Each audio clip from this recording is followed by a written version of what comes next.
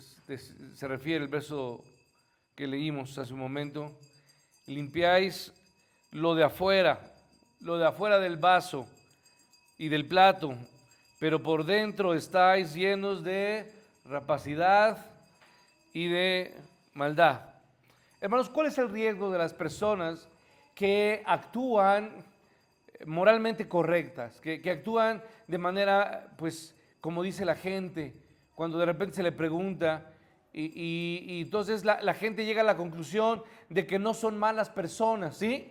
De que son buenas personas. Eso es lo que muchas veces la gente tiene como esa actitud o manera de pensar, ¿sí? La gente termina diciendo, somos buenas personas. No hay alguien que deba juzgarnos porque yo no necesito de Dios o no necesito de nadie porque no soy una mala persona. Esa es la conclusión de muchas personas hoy. Los religiosos de ese momento, la gente religiosa de esos días, o los líderes, como escribas y fariseos, llegaban, o más bien demostraban externamente una actitud, tomaban conductas o formas de comportarse de manera externa correctas, ¿sí? Cuidaban sus ritos porque ellos eran personas religiosas y las personas religiosas pues, hacen tradiciones, ¿me explico? Por ejemplo, el día de ayer fue 1 de marzo, ¿no? ¿Y qué hay alguna fiesta de los, usted no conoce? Qué bueno que no conoce, eso quiere decir que no sigue tradiciones católicas, mal haría, ¿verdad? Pero ahí en su casa, o sea, en nuestra casa, en la mañana, por ahí de las 8 de la mañana, llegaron los chinelos. ¿Has escuchado de los chinelos? ¿No has escuchado? Es que no son de Xochimilco allá, hermanos. Y pasan calle por calle, hermanos. Ellos cantándole a San José, ¿sí? Y ahí van, hermanos, era un grupo fuerte porque se escuchaba en toda la calle. Y entonces, pero obviamente notamos, nosotros su casa está en un callejón, notamos qué personas son las que son muy religiosas porque en sus puertas ponen ahí algo alusivo a esta celebración. La verdad no investigué, quizás luego le platico un poco más, pero debe ser una celebración que hacen durante mucho tiempo, ¿no? En todo Xochimilco, seguramente, y quizás en algunas otras zonas que los chinelos. Porque los chinelos no solamente son de Xochimilco, es parte de Morelos y algunas otras regiones, porque tengo un compañero de Morelos donde también celebran a los chinelos, ¿no? Bueno, no es que los celebren, los chinelos son personas que se disfrazan y así se les llama, ¿no? No los celebran a ellos, es una fiesta ahí católica. ¿Qué es lo que quiero decirles, hermanos? Hay mucha gente, hoy por hoy, que hace y sigue tradiciones religiosas, ¿sí? Pasa cerca, de repente ve un altar y ¿qué hacen las personas católicas? ¿De qué? Se persignan, ¿no? Lo que traen en su bolsa o en su cartera son imágenes, oraciones o rezos, o cargan en su carro o en algunas cosas un rosario, ¿verdad? Un rosario.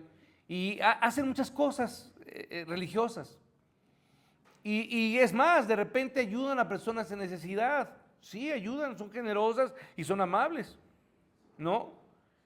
Ese tipo de cosas y de actitudes que hablarían bien de una persona y dirían, bueno, son buenas personas, son personas religiosas porque hacen y actúan de una manera religiosa. Pues la palabra de Dios y Dios dice, ten cuidado, porque los que más corren el riesgo son los que se creen buenos, los que creen ser buenas personas y no necesitar de Dios. Esa condición es la que los pone en un peligro más grande. Porque aparentemente ellos no tienen por qué ser juzgados de nada, porque moralmente viven correctamente, ¿sí? Se ven como buenas personas, aparentan ser buenas personas y ellos se creen ser buenas personas. Entonces, estos fariseos y escribas, que eran fervorosos, religiosos, que hacían actos de justicia en cuanto a ayudar al necesitado, hacían este tipo de acciones. Hoy por hoy hay infinidad de sociedades que buscan ayudar desde niños con enfermedades, niños con cáncer, niños que les faltan, tienen algún problema, etcétera. Pero hay diferentes formas de ayudar a personas, a niños, y hoy se han desatado también infinidad de asociaciones de ayuda a quienes, a los animales. ¿Se han visto? Infinidad de grupos, de agrupaciones que ayudan a los animales. De todo tipo, Aquí en la Ciudad de México se ven que se ayudan a los perros, pero miren, yo apenas platicaba con una persona en la semana y su esposa tiene una asociación de ayuda a iguanas en Acapulco. ¿Sí? Y buscan darles de comer y etcétera, darles muchas cosas. A los mapaches que también están ahí, porque ella ayuda a dos grupos. A iguanas les da lechuga y a los mapaches les da tortillas. Y tiene un montón de animales que cuidan. Entonces, hermanos, uno diría, bueno, este tipo de personas son ¿qué? Son buenas. Pero hermanos, no vamos al cielo por ser buenos. El mensaje del Evangelio no es uno solo. El mensaje del Evangelio nos obliga a reconocer que somos, ¿qué, hermanos? Pecadores. Y no solamente pecadores, sino somos pecadores miserables. Y si usted entiende la palabra miserable, miseria, es una persona que no tiene ninguna, ¿qué, hermanos? Posibilidad. Es más, cuando la Escritura describe la palabra miserable, habla de aquellos que ni siquiera tienen la fuerza como para levantar la mano y pedir alguna ayuda. Se han quedado ya totalmente tirados sin ninguna posibilidad, que no pueden expresar ya nada por sí mismos. Su condición es profundamente miserable. Y el Evangelio, la palabra de Dios, nos refiere a que una persona la persona que ha de llegar a los pies de Cristo es aquella que reconoce que está, ¿qué, hermanos? Muerta. Efesios 2:1, usted lo sabe, estábamos muertos ¿en qué, hermanos? En delitos y ¿qué, hermanos? Y en pecados. Y Romanos 8 nos dice que no hay justo, ¿qué, hermanos? Ni un uno, que no hay nada bueno en nosotros. Y eso es Romanos 3, perdón, y Romanos 8 nos dice que de ninguna manera podemos agradar a quién, hermanos, a Dios. Entonces, la conclusión del Evangelio es que la palabra de Dios a usted y a mí nos hace darnos cuenta de lo que verdaderamente, ¿qué, hermanos? Somos. ¿Y qué somos? ¿Somos pobres? Profundamente pobres. Espiritualmente muertos. Somos pobres, estamos, ¿qué, hermanos? Ciegos y estamos esclavos. Somos esclavos ¿de qué, hermanos? Del pecado. Esa es la condición de un hombre. Pobre, ¿sí? Ciego y esclavo. Eso usted lo recuerda, o no sé si le hace recordar a aquel hombre que tuvo un momento exaltado de fortaleza y de reconocimiento. Su nombre era Sansón. Y terminó como, hermanos, como un perro, ¿sí? Miserable. Sus ojos, ¿qué, hermanos? Terminó ciego. Yo recuerdo una predicación de un hermano muy querido que me hizo a mí mover mi corazón cuando pude verme yo en los pies de Sansón, como un miserable, como un hombre ciego, como un hombre totalmente humillado. ¿Por culpa de qué, hermanos? Del pecado. Esa es la condición de cada uno de nosotros.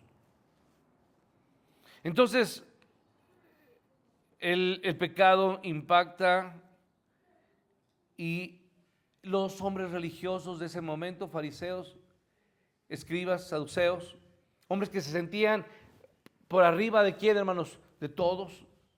Cuando el Señor Jesús dictaminó, evaluó su condición y les llamó de esa manera, entonces ellos se sintieron, ¿qué, hermanos? Ofendidos, lastimados, se enojaron en contra de Jesús.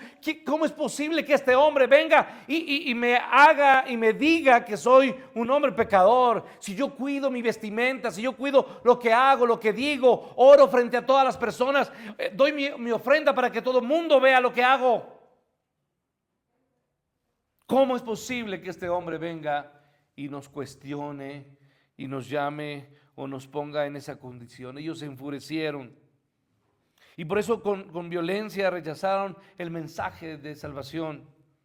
El Evangelio entonces también nos enseña que la salvación solamente viene de un corazón humilde, de un corazón que, hermanos, humillado, que reconoce la primera característica de los bienaventurados. ¿Quiénes son? ¿Cuál es la primera bienaventuranza? Bienaventurados los ¿qué? Los pobres, ¿en qué, hermanos? En espíritu. Y que obviamente, hermanos, un pobre en espíritu es aquel que se apena de su condición. ¿Nos da pena, hermanos, o no? ¿No le daría pena que la gente sepa lo que usted hizo antes de conocer a Cristo? Vergüenza nos daría que nos escucharan tan solo lo que decíamos y cómo nos comportábamos y las formas en que insultábamos y molestábamos y el daño que hacíamos a las personas. Hemos lastimado a las personas muchas veces, hermanos, muchas veces. Hemos herido con palabras, con actitudes. Hemos sido groseros, hemos sido vulgares, por no decirlo de otra manera, hermanos. Hemos sido torpes en muchas formas. Y obviamente entonces, apenados por nuestro pecado, clamamos a Dios porque tenemos ahora hambre y sed de ¿qué, hermanos? De justicia.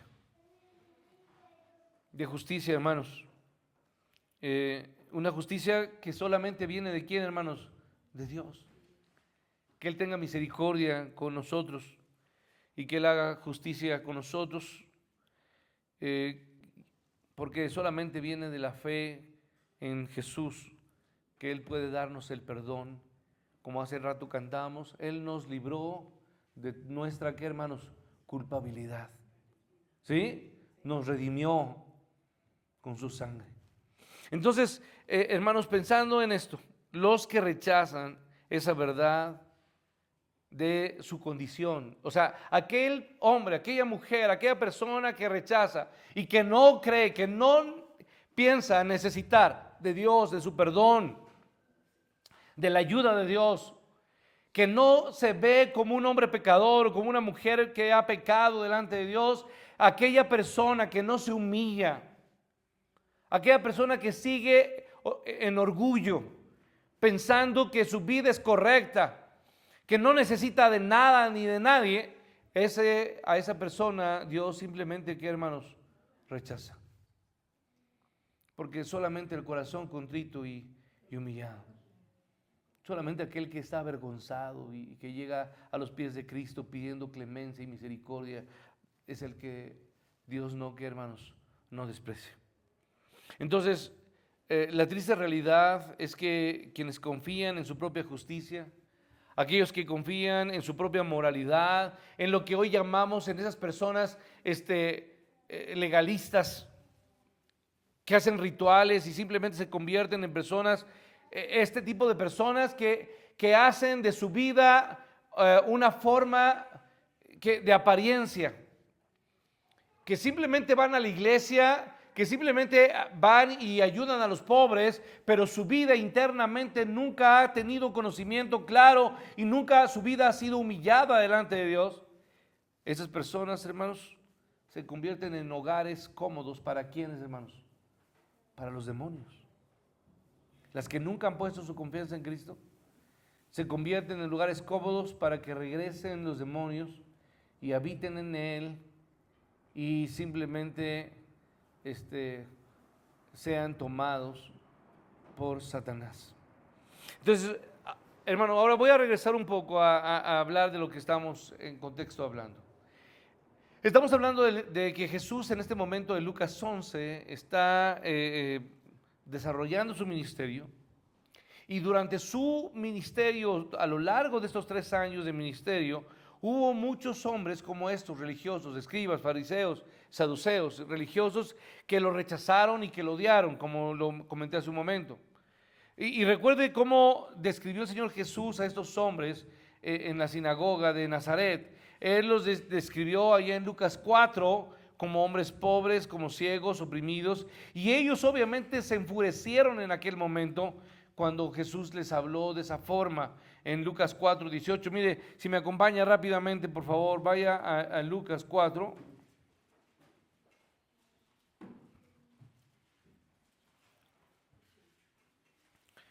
Y voy a leer una breve referencia ahí en el verso 16. Lucas 4, 16, vino a Nazaret, donde se había criado, y en el día de reposo, o sea, en un sábado, ¿qué hizo? Entró en la sinagoga conforme a su costumbre, ¿sí? Dice el verso 17, y se le dio el libro del profeta, ¿qué, hermanos? Isaías. Y habiendo abierto el libro, halló el lugar donde estaba escrito, verso 18, por favor, en el Espíritu del Señor está sobre mí, por cuanto me ha ungido para dar buenas nuevas a los pobres, me ha enviado a sanar a los quebrantados del corazón, a pregonar libertad a los cautivos y visita a los ciegos, a poner en libertad a quienes, a los oprimidos.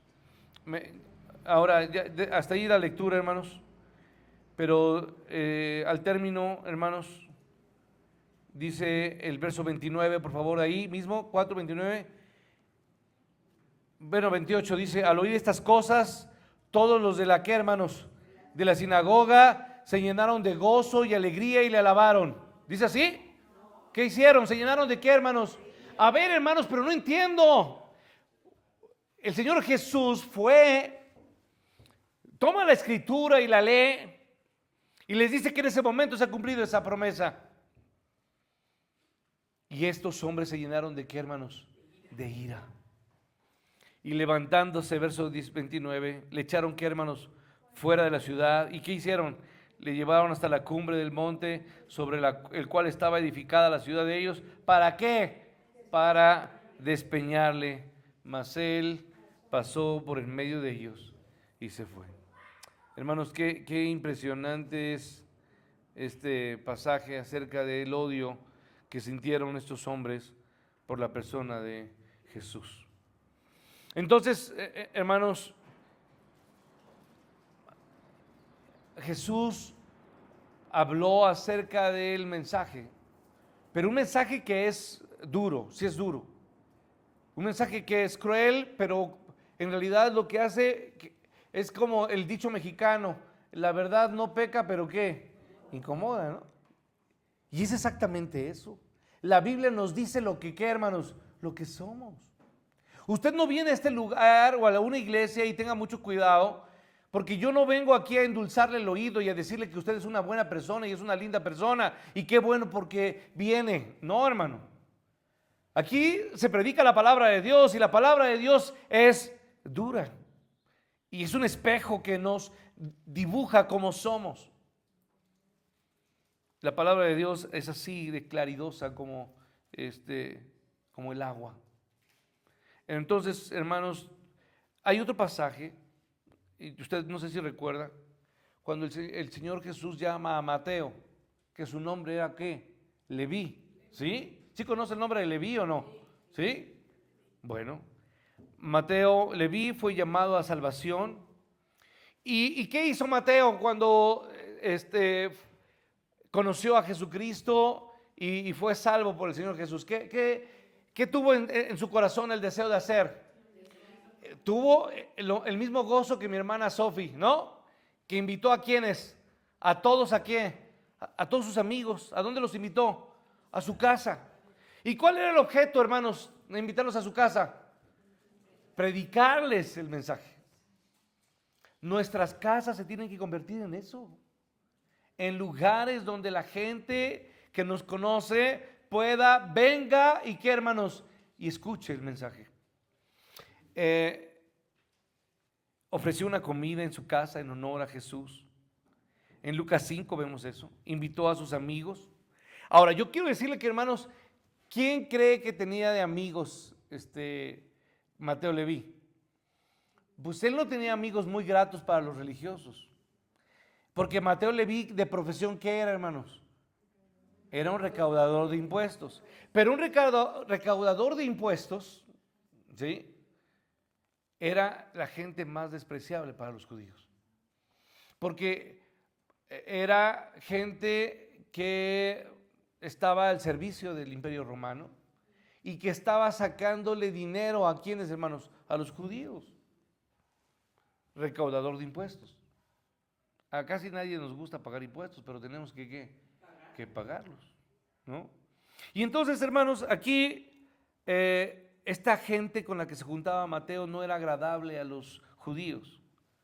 De hecho, se le conocía a estos amigos como los parias. ¿Usted sabe a qué se refieren los parias? Los parias era la gente más baja o despreciable de la sociedad, ¿sí? No era la crème de la crème, ¿sí? O la gente más, en términos actuales, ¿no? Fifí, ¿no? O más fresa, no. Era gente despreciable, era gente que caía mal. Y entonces él hizo una comida, invitó a sus amigos y obviamente la gente religiosa se enojó contra Jesús y reaccionaron en contra de él, molestos con el Señor Jesús por haber invitado a esta gentuza. Mire, por favor, acompáñenme. Estamos en Lucas 5, verso 30. Si usted puede seguirme, por favor. Lucas 5 y voy al verso 30.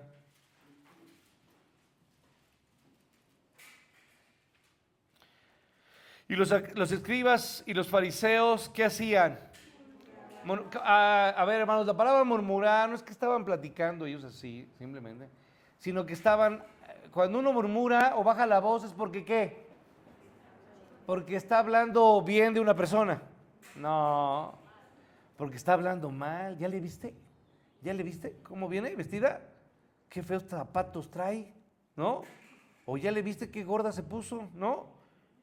O muchas cosas. O mira, ya está muy flaca. Y ya lo dice la gordita, ¿no? Seguramente está enferma, por eso está así.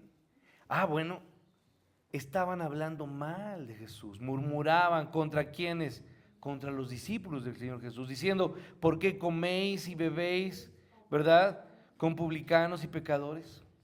Oyéndolos, versículo 31, por favor. Jesús les dijo, los que están sanos, ¿qué, hermanos? No tienen necesidad de médicos, sino ¿quiénes, hermanos? Los enfermos. Y entonces dice el texto, no he venido a llamar a quién, hermanos, a justos, el verso 32, sino a quienes, a pecadores, al arrepentimiento. A ver, hermanos, voy a terminar con esto. Al igual que todos los que hoy le podemos llamar esa gente que presume de su buena actitud o de su buena persona, o que se sienten muy buenas personas, ocuparíamos un término como santurrones. Los líderes religiosos no se veían como necesitados de salvación. En consecuencia, no tenían sentido, no tenía ningún sentido llamarlos al arrepentimiento, porque ellos no simplemente no sentían nada de qué, hermanos, arrepentirse. Y uno de ellos, ¿quién es, hermanos? El joven ¿qué? El joven rico, Lucas 18. La otra persona, hermanos, que nos figura o nos demuestra una analogía de esto, es el hermano mayor del hijo pródigo. ¿Se sentía bueno o no, hermanos? Se sentía bueno. En Lucas 15. Estas dos personas, el joven rico, que dijo haber cumplido, ¿qué, hermanos? Toda la ley. Y el hermano mayor del hijo pródigo, que también se sentía un hombre bueno, que le dijo a su padre que cómo era posible que recibiera a su hermano. Entonces estos hombres ilustran lo que hoy la religión hace. Usted y yo no venimos a la iglesia por ser personas religiosas, hermanos. Usted debe decir que se reúne con la iglesia porque recuerda la victoria de Cristo sobre la muerte cada primer domingo de la semana. Porque usted se goza de alegría por venir a la casa y traer gratitud en su corazón. Y se reúne con la familia de Dios porque tiene el deseo de alabar el nombre de Dios. No lo hacemos por otro sentido. No lo hacemos con otro deseo. Entonces, estos hombres que tenían actitudes religiosas, morales, legalistas, se engañan a sí mismos, creyendo estar bien con quién, hermanos, con Dios. Y que obviamente se creen ser dignos del favor de quién, hermanos, de Dios. Entonces, pero la verdad es que Dios simplemente no acepta pretensiones superficiales. Gente que pretende ser justa o que aparenta ser justa, como escribas y fariseos, como lo vemos en Mateo 5:20. Porque solamente a los que Dios ha imputado su justicia por medio de la fe, a lo que nosotros le llamamos en nuestra enseñanza o doctrina, ¿cómo se le llama eso? Justificación. A los que hemos sido justificados, ¿por qué, hermanos? Por fe. Hemos obtenido hermanos, la gracia de Dios. Solamente ellos son los que pueden entrar a su reino. Entonces, hermanos, asombra que la razón de que Jesús llamara a esta generación, ¿cómo la llamó, hermanos? Una mala generación. No fue ninguna de las opiniones que estuviera o que tuviera ninguna ni las conductas externas viles que él pudiera haber nombrado. A ver, hermanos, el Señor Jesús la llama mala generación, no por sus conductas externas, sino porque ellos se atrevieron a demandar, ¿qué, hermanos? Señal. Este es el punto central, hermanos. Estos hombres le exclamaban y le pedían al Señor Jesús y le demandaban, ¿qué, hermanos? Señal. Ahora, ¿cuál era el problema de demandar señal? Bueno, el problema de demandar señal, porque parecería que esto no tiene ninguna, o sea, no era malo en sí mismo, pero el problema de esto, hermanos, es que al demandar señal ellos estaban afirmando que Jesús era el culpable de que lo rechazaran, porque supuestamente no les había dado una suficiente evidencia.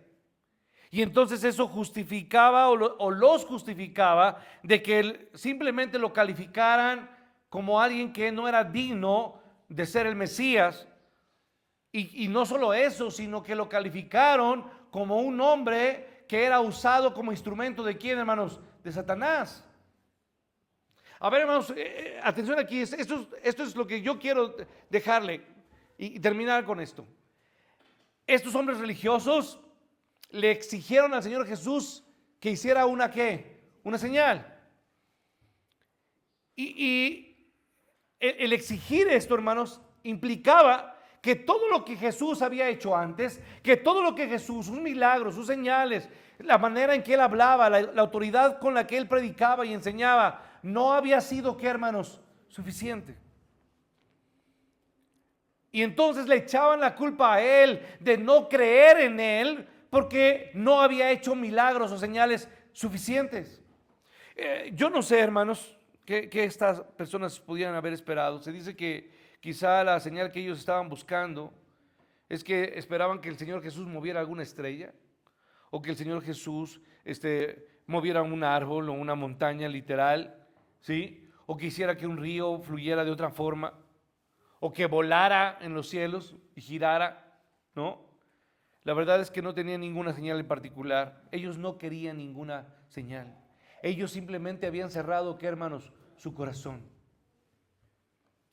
Y cuando un corazón, hermanos, se cierra, entonces en orgullo, se cierra en vanidad, se cierra en su pecado, simplemente está despreciando el regalo auténtico de nuestro Dios. Entonces, hermano, concluyo, el problema de ellos no era la falta de prueba. sino el problema de ellos es que ellos se sentían sin necesidad de ¿qué, hermanos? De Dios. Era generación mala porque odió el diagnóstico que Jesús hizo de sus corazones. Y ninguna evidencia, ninguna señal, ninguna prueba, hermanos, los convencería si simplemente el Señor Jesús no cambiaba su diagnóstico. Es más, porque hubo una última prueba que Él dio. ¿Cuál fue la última prueba y señal del gran poder de Jesucristo, hermanos? ¿Cuál fue? Que fue levantado ¿de dónde, hermanos? De los muertos. Y sin embargo, hermanos, no que hermanos, no le creyeron. Hermano, yo termino diciéndole, invitándole a usted. Dios, en la persona de Jesús, vino aquí a nosotros. Y mi deseo es que usted y yo nos volvamos siempre sumisos a nuestro Señor Jesús. Que hagamos de nuestra vida una vida que se someta, que alabe, que reconozca, que se enamore, que hable no de nadie, sino de quién, hermanos, de Jesús, de lo que Él ha hecho por nosotros, de dónde nos sacó, de dónde nos levantó. Lo más hermoso que podemos tener, hermanos, es a Jesús. Nuestra fe en Jesús es lo que nos lleva al Padre. Hoy yo le invito, hermanos, a que como iglesia adoremos, alabemos y estrechemos fuertemente a nuestro Señor Jesús como lo más grande y lo más valioso que podemos tener. Solamente Jesús, hermanos. Solo a Jesús sea nuestra vida rendida. Y nos humillemos delante de Él y le pidamos perdón a Él. Y que le digamos: Señor, me entrego a ti, me postro ante tus pies, Señor. Tú eres mi Señor, tú eres mi Salvador, tú eres mi Dios. Y no quiero hablar de nadie, sino solamente de ti. Y quiero dar a conocer a todas las personas a mi alrededor que tú eres el Cristo, el Hijo de Dios. El mayor mensaje que podemos hacer, hermanos, es aceptar a Jesús. El problema de estos hombres, hermanos, fue haber rechazado a Jesús. No cierre su corazón a Jesús. No deje a un lado todas sus cosas o todas sus capacidades, su manera de actuar. Hermano, abandone eso y póngase a los pies de Cristo, humíllese delante de Él y clame a Él para que Él haga de usted el hijo que usted necesita ser, para gloria de nuestro Dios. Dios le bendiga.